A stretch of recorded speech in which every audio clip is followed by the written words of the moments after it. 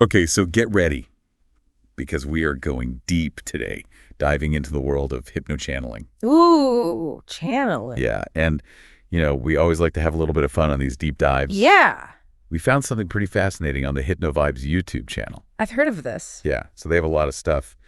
But one session really stood out to us. Okay. So the hypnotist, her name is Naomi, Mm-hmm. and the participant who will be channeled is Jessica. Okay.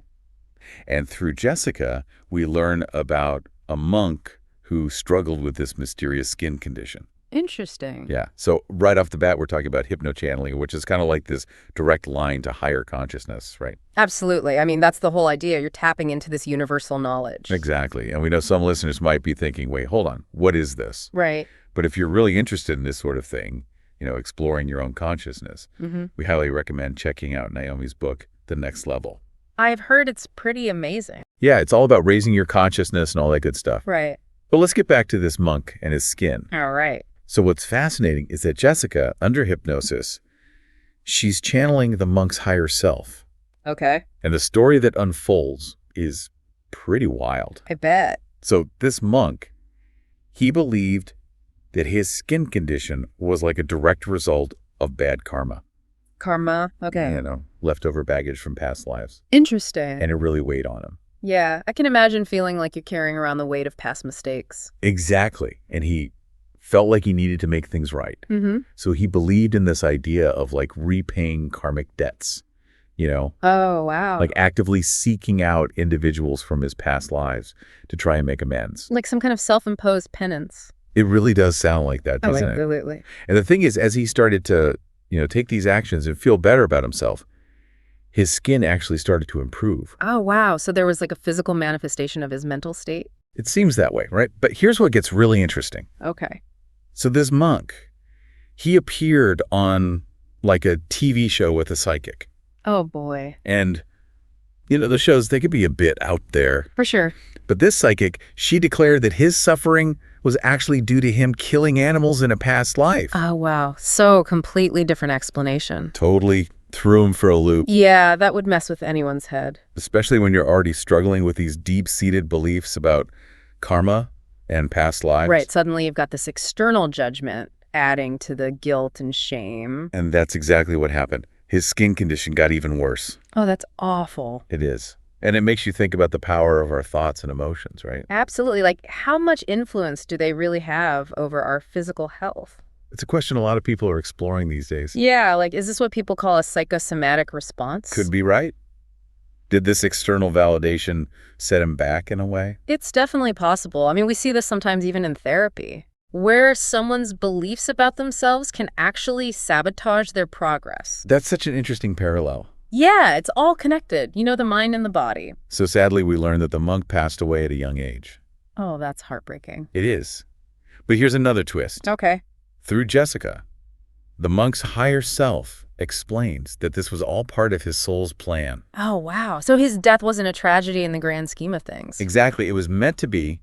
And despite all the suffering, the monk ultimately found peace. That's a comforting thought. It is. It kind of reframes the whole story, doesn't it? Absolutely makes you think about life and death and the meaning we attach to everything. For sure. And it raises questions about guilt, too. Yeah. Is it always necessary, or can we learn to forgive ourselves and move on? It's a tough one. It is, but the monk's higher self seems to suggest that acknowledging our past and striving to be better is enough. It's a powerful message. It really is. So I think this deep dive into hypnovibes and the monk story has really driven home the connection between our beliefs, our emotions, and our physical well-being. Totally. It's like this case study in how powerful our minds can be. Exactly. And it also highlights the potential of hypnochanneling to unlock these deep insights. For sure. So for our listeners out there, I want you to consider this. Are there any beliefs you hold that might be impacting your health or well-being? It's a great question to reflect on. Maybe even journal about it. See what comes up. Yeah, you never know what you might discover. Exactly. Thanks for joining us on this deep dive, folks. Until next time. Take care. Who I'm speaking with? Is this person's higher self or the soul? The soul of his current incarnation. Ah, so I'm speaking with a higher self? Is you? I did. He's currently alive again as a monk. That fast? Yes.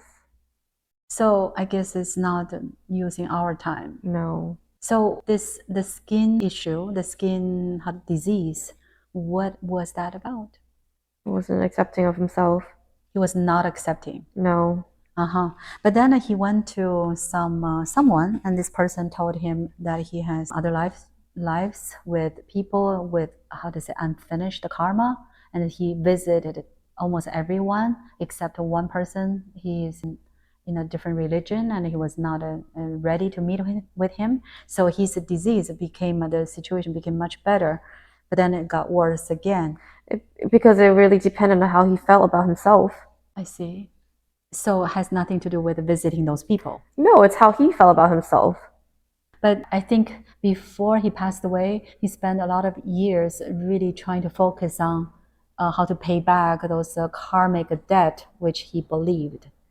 That's his belief. And if he believes he did better, then he felt better about himself, which is why his skin became better. I see. So whatever the belief is, right? It was his manifestation. I see.